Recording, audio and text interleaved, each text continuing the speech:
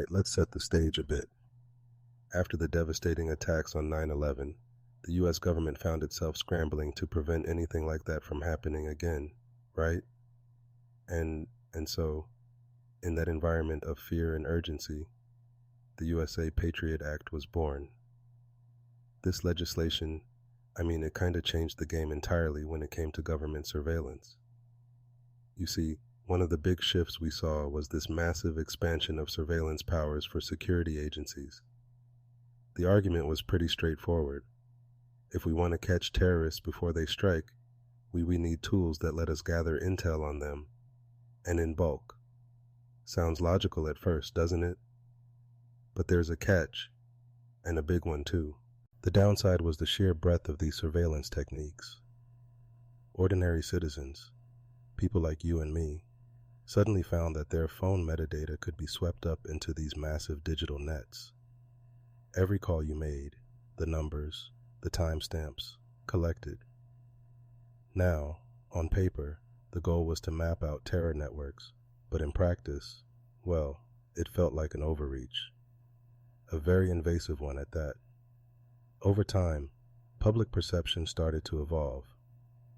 At first, many were kind of okay with it, thinking, if it keeps us safe, then sure, why not? But then people started asking, safe at what cost? Is it worth giving up every ounce of privacy to feel secure? I think one of the lasting impacts of this post-9/11 mindset is how it influenced civil liberties. Our speech, our freedoms, they sort of became collateral damage in this push for security. The balance between these opposing forces, oh man, it's a tricky one. On one side, you've got national security, which, sure, is critical. But on the other, individual privacy isn't just a nice to have. It's a fundamental part of living freely in a democracy. Losing that balance creates all kinds of problems.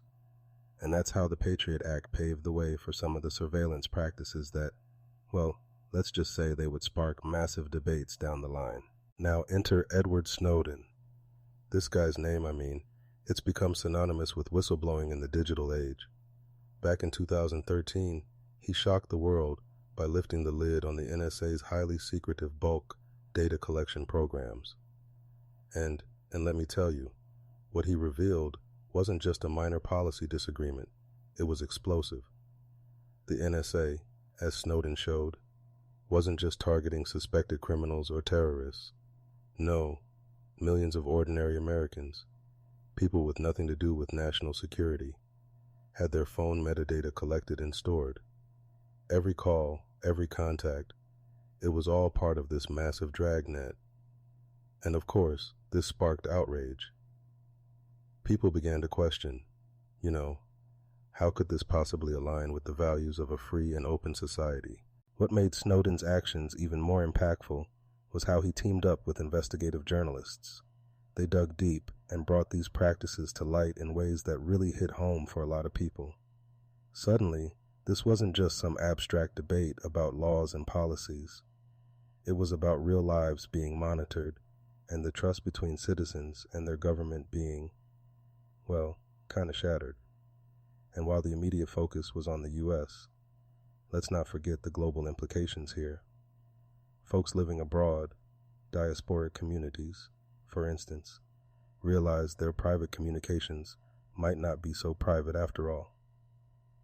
It resonated internationally, raising questions about how much surveillance was happening across borders and how much trust they could place in the internet itself as a medium for communication.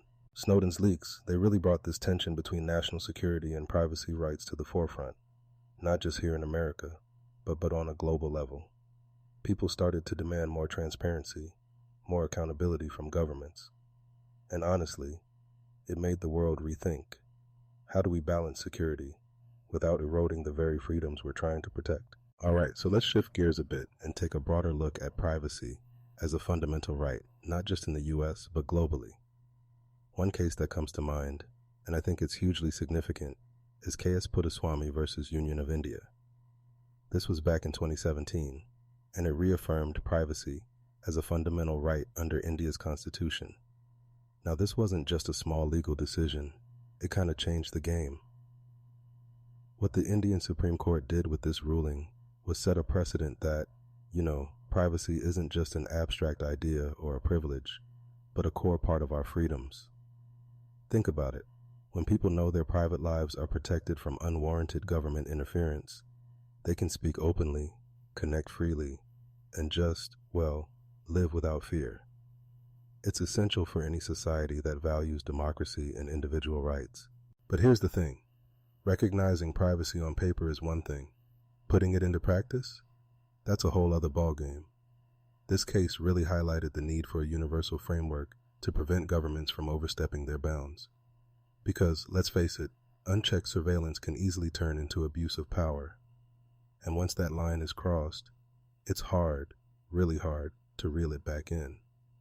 Now, if we look at countries like the UK or Germany, for example, they've had to wrestle with these same issues. In the UK, the Investigatory Powers Act has sparked a lot of controversy for expanding government surveillance powers, and critics say it goes way too far. Germany, on the other hand, takes a different approach. It feels like their laws are more focused on privacy protections, shaped by their own history of surveillance abuses during the Cold War.